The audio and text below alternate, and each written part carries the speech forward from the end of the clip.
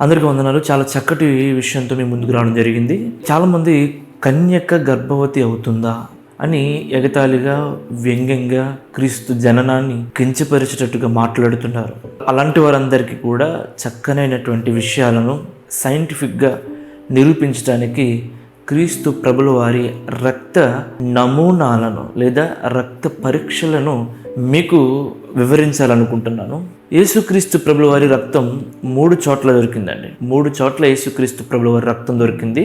మొదటిది ఎక్కడ అంటే, యేసుక్రీస్తు ప్రభుల వారిని కొండపై సిలువేసినప్పుడు ఆ యొక్క రక్తం కారుతున్నటువంటి ఆ సమయంలో మీకు తెలుసు భూకంపం వచ్చిందని. ఆ భూకంపం వచ్చినప్పుడు ఆ శిలువ కింద భూభాగము 2గా చీలిపోయినప్పుడు యేసుక్రీస్తు ప్రభుల వారి రక్తం ఆ యొక్క చీలిపోయినటువంటి ఆ స్వరంగంలో నుండి లోపలికి వెళ్ళి పడింది. అయితే రాన్ వైట్ అనేటువంటి ఒక శాస్త్రవేత్త గారు అక్కడ పరిశీలన చేశారు. యేసుక్రీస్తు ప్రభుల వారి శిలువ కింద సుమారు 20 అడుగుల లోతుకి వెళ్ళి పరిశీలిస్తే అక్కడ ఎండిపోయినటువంటి బ్లడ్ ఒకటి కనిపించింది.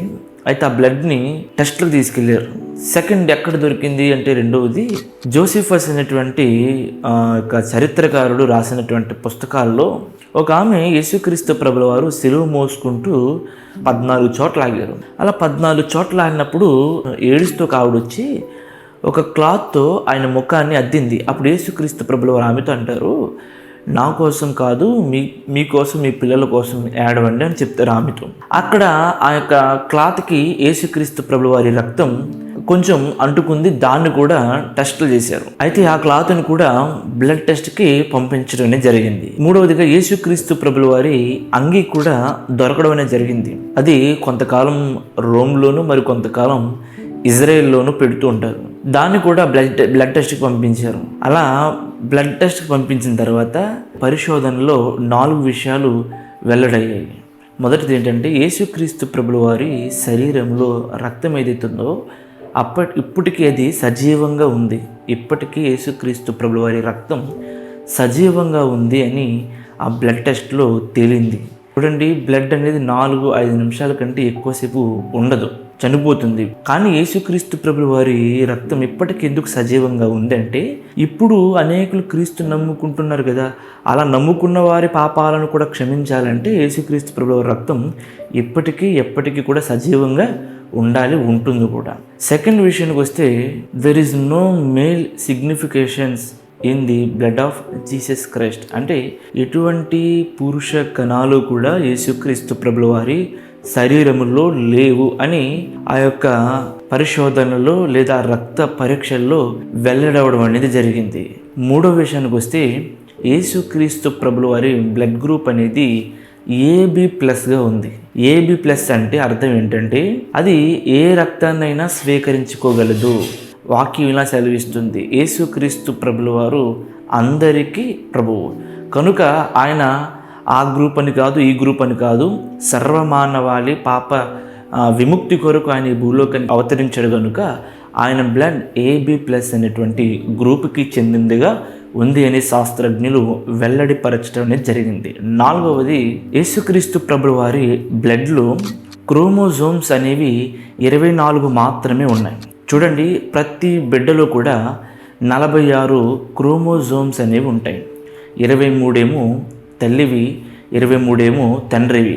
ఇవన్నీ కలిపితే 46 క్రోమోజోమ్స్ అనేవి ఉంటాయి.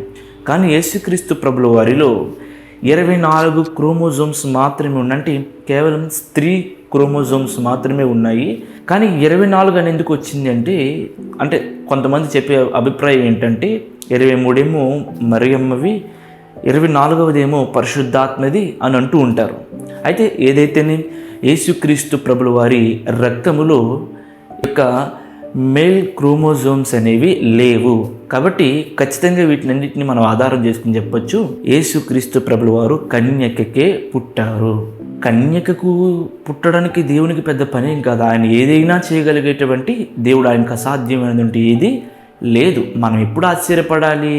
ఓ దేవుడు ఏనుగులాగో, ఓ దేవుడు కుక్కలాగో, ఓ దేవుడు మేకలాగో, ఓ దేవుడు కోతిలాగో పుట్టినప్పుడు మనం ఆశ్చర్యపడాలి. దేవుడు ఏంటి ఇలా పుట్టడని ఆశ్చర్యపడాలి. కానీ కన్యకకు పుడితే మనం ఆశ్చర్యపడాల్సిన పని లేదు. ఎందుకంటే దేవునికి అసాధ్యం అనేదంటే ఏది లేదు.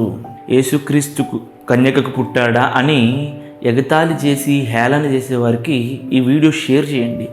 ఈ వీడియో ఎక్కువ మందికి రీచ్ అవ్వడానికి మీరు ప్రయత్నించండి. కేవలం ఒకే ఉద్దేశం, ఎక్కువ మంది ఈ విషయాన్ని తెలుసుకోవాలి. క్రీస్తు పుట్టుకను, కన్య మరియ గర్భాన్ని ఎవరైతే ఎగతాళి చేస్తున్నారో అలాంటి వారందరికీ ఈ వీడియో ఖచ్చితంగా వారి నోరులు మూయించడానికి ఈ వీడియో దోహదపడుతుంది అనేటువంటి ఉద్దేశంతో ఈ మాటలు మీకు అందిస్తున్నాం. సో యేసుక్రీస్తు ప్రభుల వారి రక్తం అనేది ఇప్పటికీ సజీవంగా ఉంది. ఆయన రక్తం AB+ గ్రూపుకి చెందినదిగా ఉంది. 3, యేసుక్రీస్తు ప్రభుల వారి రక్తంలో ఎటువంటి పురుష కణాలు కూడా యేసుక్రీస్తు ప్రభుల వారి శరీరములో లేవు. 4వది, యేసుక్రీస్తు ప్రభు యొక్క రక్తములో 24 క్రోమోజోమ్స్ మాత్రమే ఉన్నాయి. ప్రతి శిశువులో కూడా 46 క్రోమోజోమ్స్ ఉంటాయి. కానీ యేసుక్రీస్తు ప్రభుల వారి శరీరంలో స్త్రీ క్రోమోజోమ్స్ మాత్రమే ఉన్నాయి. There is no male chromosomes. కాబట్టి ఈ విషయాన్ని ఎక్కువ మందికి చేరవేసే ప్రయత్నం చేయండి. మరియ గర్భాన్న యేసుక్రీస్తు ప్రభుల వారు పుట్టారు అనడానికి ఇన్ని గొప్ప ఆధారాలు మీ ముందు పెట్టడం జరిగింది. దైవ చిత్తం అయితే మరో వీడియోతో మీ ముందుకు వస్తాను. అందరికీ వందనాలు. God bless you all. Thank you for watching. Youth for Jesus Christ అనే మా యూట్యూబ్ ఛానల్ను లైక్ చేయండి, షేర్ చేయండి, సబ్స్క్రైబ్ చేయండి.